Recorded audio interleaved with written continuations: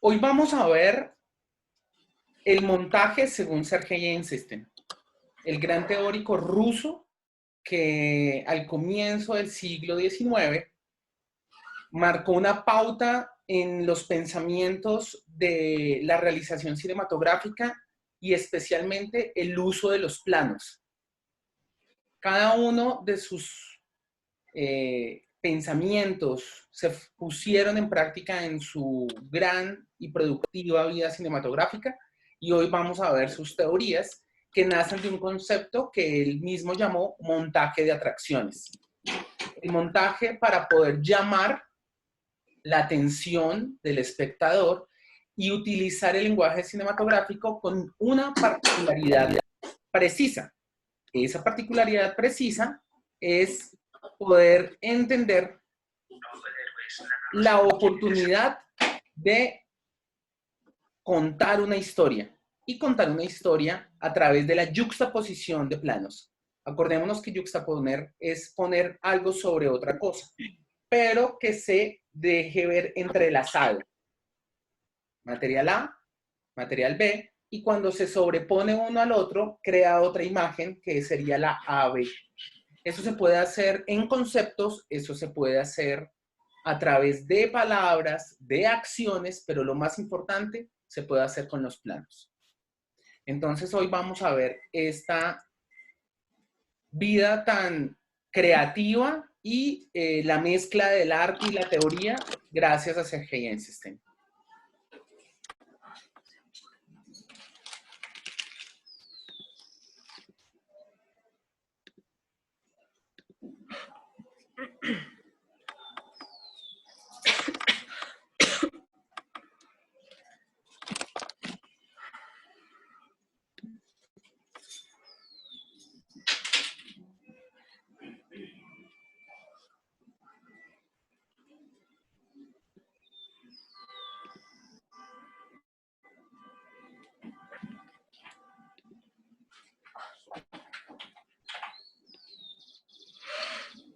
Sergei Eisenstein, el montaje según Sergei Eisenstein.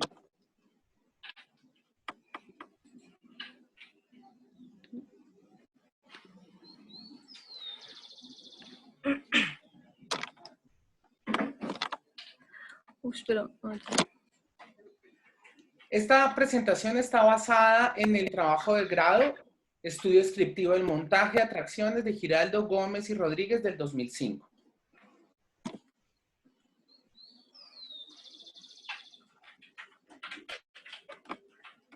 ¿Ya, profe? Dale, Andrea. El montaje. El cine establece una relación entre el espectador y la pantalla, pues el primero se coloca al merced del realizador.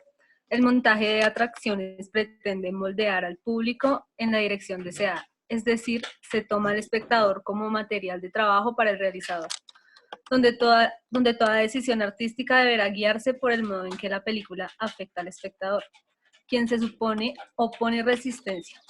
Para vencerla, la producción tiene que manipular sus estados físicos. Se debe entonces provocar la emoción para impulsar al espectador. Giraldo Gómez y Rodríguez, 2005. Lo más importante es que nosotros recordemos que el montaje cinematográfico es esa gran pauta que hace una diferencia entre los otros lenguajes, los previos, la escritura, la danza, la plástica, los lenguajes tridimensionales, los lenguajes bidimensionales y la capacidad de manejo del tiempo y el espacio que tiene cortar y pegar planos. Una película está creada para emitir un mensaje y expresar una serie de emociones y así causar sentimientos en los espectadores. Y esa atracción que tiene nuestro relato cinematográfico depende del uso y del orden que le demos a los planos. ¿Cómo los compaginamos uno detrás del otro? Si se repiten, ¿cómo los organizamos? ¿Cuánto duran? Buscando un tono en ese mensaje, un ritmo y una armonía general, que lo tienen todos los lenguajes. La armonía depende de las decisiones creativas en el relato cinematográfico. Y para ello nosotros tenemos que tener el montaje, cómo vamos a editar la película, cómo vamos a editar las series o los videoclips o cualquier producto audiovisual previamente desde que hacemos el guión. Tenemos que ir construyendo en nuestra cabeza el imaginario de cómo vamos a administrar ese montaje, porque de esa forma vamos a ir al set y vamos a hacer los planos necesarios para poder tener el material para yuxtaponer y crear nuevas emociones. Sergei Eisenstein no solo lo pensó, sino lo puso en práctica. El paso a paso, después de esta filmografía tan no solo nutrida, sino con grandes ensayos, después de sus 2 primeras películas, él escribe estas teorías y las pone en práctica en el gran film El acorazado Potemkin de 1925. En él podremos ver todas las formas y teorías que él nos invitó a encontrar pegando los films, cortando y pegando cada uno de los cuadros. Con esto nosotros después vimos un gran discurso que creó en México, viajó por toda Latinoamérica y vuelve a Rusia, en ese momento la Unión Soviética, apoyado por el gobierno y con el patrocinio para hacer sus films, para hacer unos trabajos de propaganda y para continuar sus estudios cinematográficos. Sergei Eisenstein es un autor que comienza a navegar en el mundo de los lenguajes, revisando teorías sobre el lenguaje japonés, sobre la iconografía, sobre la forma de compaginar diferentes formas de encontrarse en un espacio. En sus libros encontramos metáforas tan lindas como la forma que se enseña a dibujar en Japón, y también encontramos la forma de compaginar estéticamente y las rutas en Nueva York, donde él nos dice que es enriquecedor y cambia la forma de pensar estar en un sitio donde no es una nomenclatura el que le dice hacia dónde ir, sino calles con nombre. Entonces él dice que estás en un lugar que se yuxtapone, que presenta la necesidad de estar en la avenida Luis Ángel Arango con la calle Gonzalo Jiménez de Quesada. Y eso genera unas concepciones de símbolos que están cargadas de semiótica y que comienzan a entrenar a cada uno de los ciudadanos. Andrea. Teorías desde el cine soviético. El cine soviético no solo le trajo a la historia del cine grandes películas que reflejaban el nacimiento de un nuevo arte, sino que comenzó a explorar y descubrir los grandes caminos de la expresión, todo a través del estudio del montaje cinematográfico. Las diferentes teorías del montaje que formularon los primeros teóricos rusos como Timoshenko,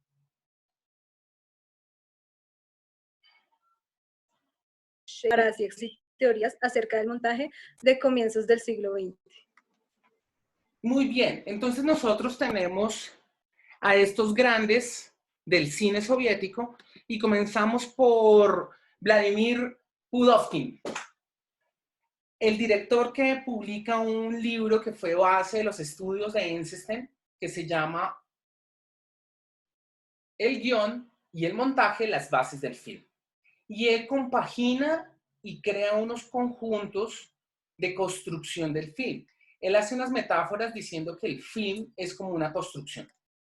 Que tú levantas un edificio que es una sola idea y que cada uno de los planos es un ladrillo. Entonces, que ese ladrillo tiene que estar previamente diseñado en el guión y se da respuesta a un cuadro con una serie de acciones que se ven y se escuchan. Él trató de hablar y lo logró sobre ritmo y diferentes formas de compaginar el film. Y en ese sentido, nosotros pudimos entender que sus estudios los continúa Sergei Eisenstein. Es muy importante poder ver estos afiches originales de sus películas para entender que el crecimiento del arte soviético viene de muchas ramas. El constructivismo ruso aparece en la línea y en la figura de la propaganda de la construcción de la nueva nación soviética, y el gobierno comparte una serie de hechos y de patrocinios a los realizadores artísticos.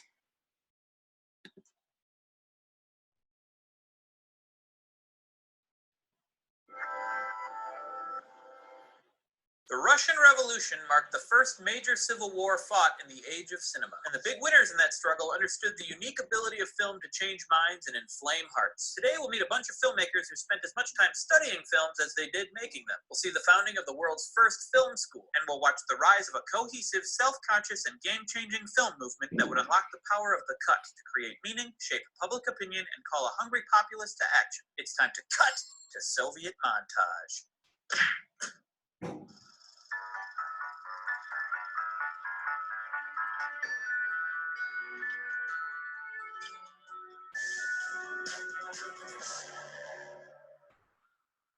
In 1917, the second of two violent revolts in Russia, led by Vladimir Lenin, overthrew the Tsar and brought the Bolsheviks to power. Bolshevik means majority in Russian, by the way, and this political movement grew from the peasant and working classes who acquired their power through persuasion and force. That's important. You should remember that, because the resulting government, ruled by what would become the Communist Party, was organized around principles of workers' rights, state control of industry, and the suppression of dissent. So the government took a strong interest in film because it recognized cinema for what it was, a powerful tool for social and political influence. But before it could get that engine started, the party had a few obstacles to overcome. First, it needed to centralize the Russian film industry. Prior to the revolution, there were a lot of production companies, mostly making pro-Tsarist films. In 1918, the new Bolshevik government did what Germany had done in creating UFA, which we talked about last time. They took over the studios, combining them to form one state-owned company called Narkompros, also known as the People's Commissariat for Education. Second, and most importantly, there was virtually no raw film stock in the country. You're gonna need film stock if you're gonna make film. The revolutionary government choked off imports, and Russia didn't have the capacity to manufacture much of its own stock. So some enterprising Russian filmmakers took a different approach. They started studying films. What? That's what you're doing right now. And they didn't just watch them, they dissected them. Literally, they took the actual reels of film, cut them apart, and analyzed them. How long were the shots? What was the camera angle? How was the image composed? How did they do the thing? And most importantly, how were the shots edited together? In what order and why? Then they began experimenting, rearranging the order of the shots, shortening some, repeating others, all to see what the effects might be. To encourage this experimentation, the government founded the world's first film school in 1919. It was called VGIK, or the State Institute of Cinematography. The most well-known and influential teacher at this new school was the filmmaker Lev Kuleshov. His most famous discovery bears his name and provided his students with the cornerstone of a new cinematic philosophy. What he discovered is now known as the Kuleshov effect, and it came to light like this. Kuleshov took a shot of a well-known Russian matinee idol named Ivan Mashchokin staring off-camera with no expression. He then cut to an image of a bowl of soup and then back to the shot of Ivan. When he asked viewers what Ivan was feeling, they said he was hungry. Kuleshov then took the same footage of Ivan, but this time intercut it with a shot of a girl in a coffin. Now the audience said Ivan felt sad. Finally, Kuleshov projected the shot of Ivan, then cut to a woman on a couch. The viewers said he was feeling desire. The Kuleshov effect suggests that viewers draw more meaning from two shots cut together than either shot on its own. And the Soviet filmmakers believed that phenomenon was the true power of cinema, something no other art form can do, juxtapose two images in real time to create a new and sometimes unrelated meaning. It's also one more example of film as an illusion of reality. Kuleshov took Méliès one step further. Not only can a cut be used to hide a magic trick, it is a magic trick. And that wasn't Kuleshov's only contribution or his only illusion. He also developed a concept called creative geography, also known as artificial landscape. This effect can be created when two segments of film shot in entirely different locations are cut together to make them appear to be happening in a continuous space. If you've watched Doctor Who, this is how they make it seem like the TARDIS is bigger on the inside. Just kidding, it actually is. We call the overarching theory of film developed by Kuleshov and his students Soviet montage. Montage comes from the French word meaning assembling or editing.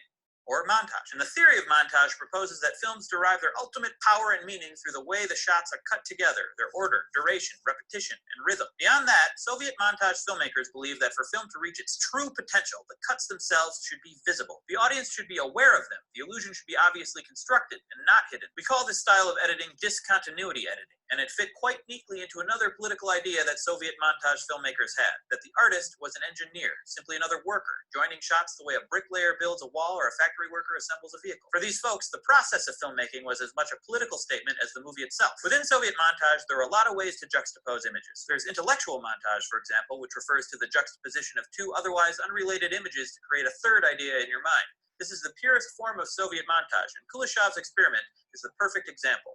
Ivan's face juxtaposed against soup equals hunger. Tonal montage puts together two or more shots that have similar tonal or thematic qualities. The idea here is that these shots build on one another and reinforce the emotional or psychological meaning the film is trying to convey. Two rams butting heads next to a fist next to people rioting, and you've got images that may make you think of conflict.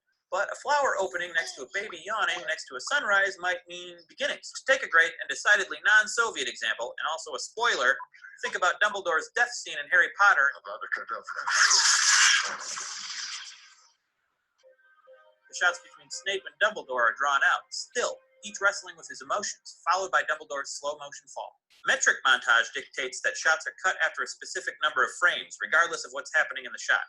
This can be quite jarring as on-screen actions are interrupted, but the rhythm of the editing itself has a psychological effect. Speeding up or slowing down of edits can greatly affect the amount of tension the audience is feeling. There are moments in the famous shower scene from Psycho where Hitchcock uses this technique, cutting between the knife and the victim without regard for continuity, tone, or musical rhythm.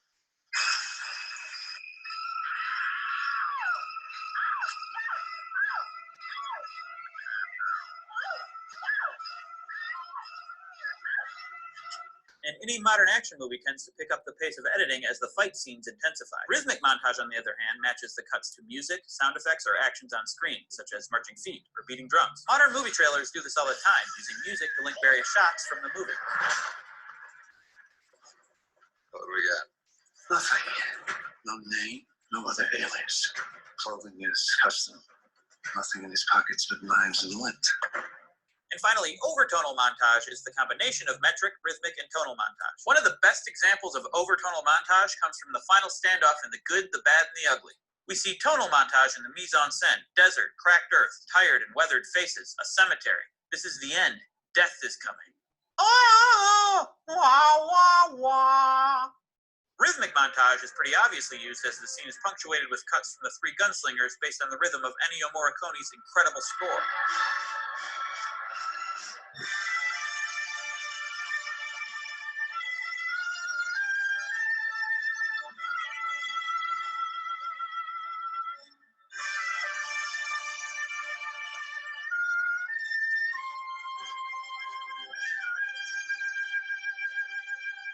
Finally, metric montage. We begin the sequence with long cuts, but as the intensity picks up, we cut faster and faster and faster until...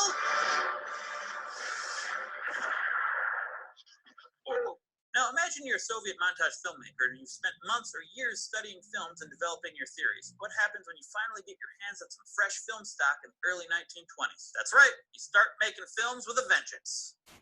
Not like films with a vengeance in the title, like Die Hard with a Vengeance, but like you make films with the attitude of vengeance. One of the most influential Soviet montage filmmakers was a former engineer. Entonces nosotros, en este sentido, lo que estamos buscando es tener la oportunidad de entender el montaje soviético desde la mirada en este momento de nuestro querido amigo Sergei Eisenstein. Y vamos a repasar este momento que es sumamente importante, que es la base de cualquier film. ¿Qué tenemos? Podemos siempre hablar que la base de cortar y pegar una película es cuánta es la duración que tienen los planos, cuál es la angulación de los planos, cómo se compone internamente el plano, qué es lo que se quiere decir con cada plano, qué es lo que se quiere decir con un plano al lado del otro y la más importante, ¿cuál es el orden de todos los planos y el por qué? Esa pregunta la hacemos constantemente cuando estamos montando nuestras películas, cuando estamos editando nuestros films. Les recomiendo a todos ver Madre y Octubre como dos piezas cinematográficas necesarias para el entendimiento de cómo se edita una película. Andrea, porfa, ¿lees? La cinematografía es en primer lugar y sobre todo montaje, el jeroglífico. El hecho es que la copulación, tal vez sería mejor decir la combinación, de dos jeroglíficos de la serie más simple habrá de ser considerada no como su suma, sino como su producto, es decir, como un valor de otra dimensión, de otro grado. Cada uno separadamente corresponde a un objeto, a un hecho, pero su combinación corresponde a un concepto. Entonces nosotros podemos ver un ejemplo, solo vamos a revisar acá, los ejemplos que presenta Einstein en su libro La forma del cine, donde él dice que si nosotros vemos en un plano un perro y en otro plano una boca puede ser de otro animal o de una persona, el cerebro entiende ladrar. Y si vemos esa misma boca, pero con un pájaro, nosotros suponemos que es cantar. Y sucesivamente se pueden construir los planos de esa forma, sumando los significados. O sea, entender la semiótica de cada uno de los planos y compaginarlas uno con otro. Nosotros podemos continuar entendiendo esta presentación de Sergei Eisenstein con este recuadro que él pone en su cuadro. Y él dice que los niños en Japón, cuando van a aprender a dibujar, les dan una ramita. Y esa ramita le piden que lo dibujen como ellos quieran, que no necesariamente tiene que ser completa. Entonces, es según el punto de vista del niño, que es lo que más le llama la atención, y hay un desglose de planos. Si se dan cuenta, la variación de planos que tiene para contar qué es la rama, eso es lo que hacemos cuando planeamos una película. Y eso lo tenemos que hacer desde que construimos el guión. Y lo más importante, tenemos que hacerlo mientras que nosotros construimos el hecho cinematográfico. En la segunda parte del video, nosotros tendremos la oportunidad de ver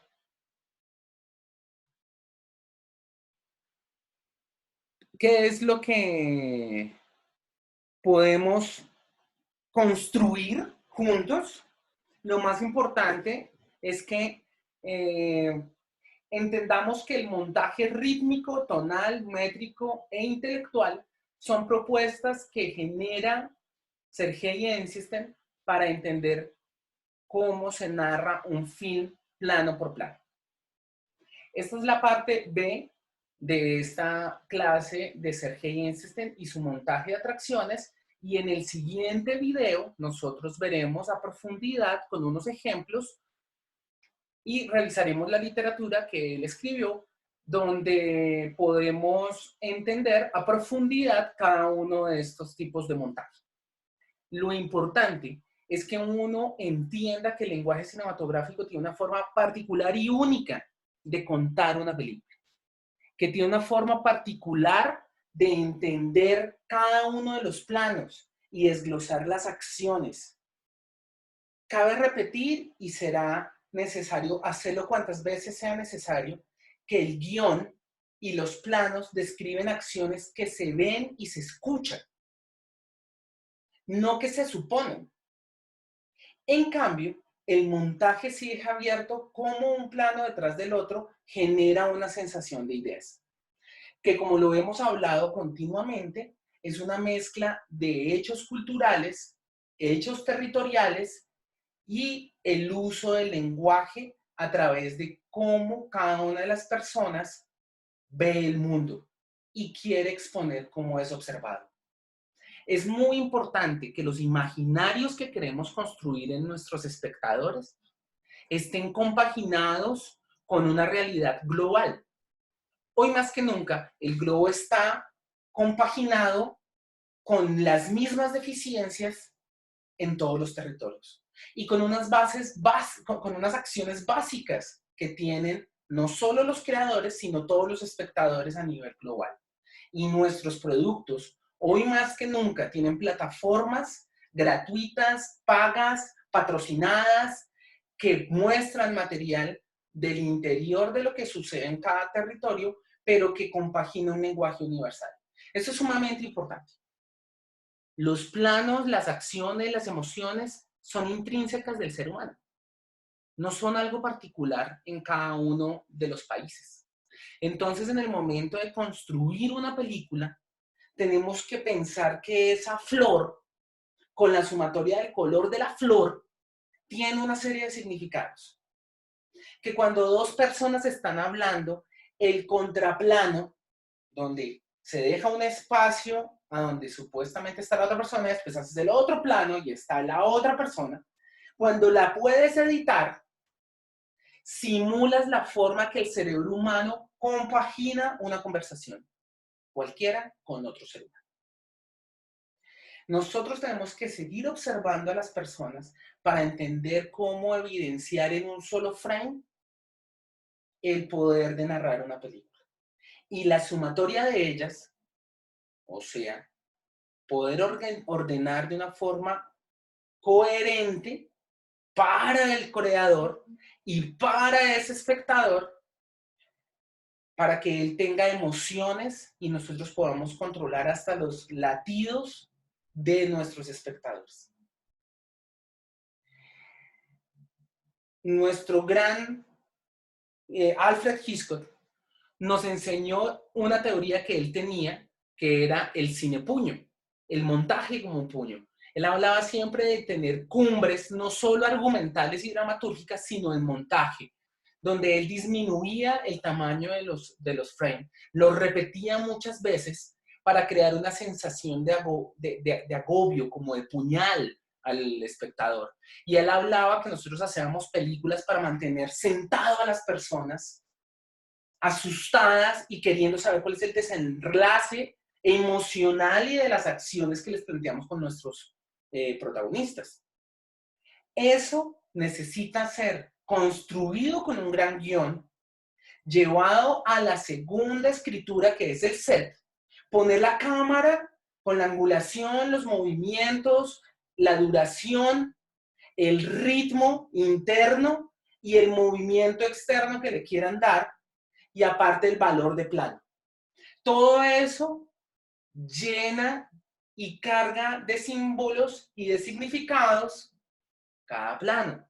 Y cuando usted llega y desglosa su secuencia en diferentes puntos de cámara, en diferentes puntos de vista, tiene la información necesaria para llegar a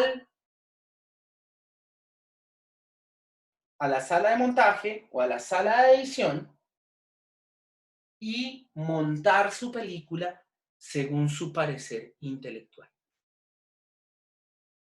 Y tener una tercera escritura donde pueda volver a experimentar, donde puede volver a encontrar diferentes formas y cómo cuenta la historia. Ese es el trabajo del cinematógrafo. Ese es el trabajo de cualquier realizador audiovisual. Entender que tiene muchas posibilidades. Tiene la posibilidad, para resumir, del efecto Kuleshov. Un plano con una acción determinante universal para sumar un verbo universal, como el hambre, un rol de la sociedad, un arquetipo como el de la viuda. Él habla de una mujer llorando y un ataúd, y que en la cabeza de las personas van a entender que esa mujer es una viuda. Pero también tenemos el montaje rítmico, que nos marca la forma de montar según ciertos momentos de la música o hacer los cortes con los sonidos incidentales. Y acá vendría el corte. Apenas suena el golpe de la puerta y pasamos al siguiente. O tenemos el montaje tonal, que es una sumatoria de planos que significan lo mismo, pero se ven diferentes. Un juego de connotación y de notación. Se repite el significado, pero nosotros vemos diferentes planos y nos va a incrementar el gran significado de la secuencia, porque cada secuencia tiene como que su meta, su objetivo. Y para terminar, tenemos el métrico, que es un término básico, que es la duración del plano. ¿Qué planos duran muy poquito? ¿Qué planos son muy extensos? Y se combinan con el tamaño del plano y con el movimiento, lo que da momentos o de contemplación o de ritmo desenfrenado para causar frenesí en el espectador. Si ustedes mezclan estos tres, tendrán un mensaje sobretonal, un montaje sobretonal que él decía que era el armónico, el que es más armónico y que es más directo y más artístico para el espectador. Y él habla al final de su libro del montaje intelectual, que es una forma más avanzada de la propuesta de Kuleshov, que es mezclar signos y significados. Lo importante es que piense muy bien de qué se trata cada una de sus películas, de qué se trata cada uno de sus guiones. Y así tener todo el material en la sala de edición para hacer un gran montaje. Nos vemos en el siguiente capítulo, que será profundizar en cada uno de estos tipos. Muchas gracias.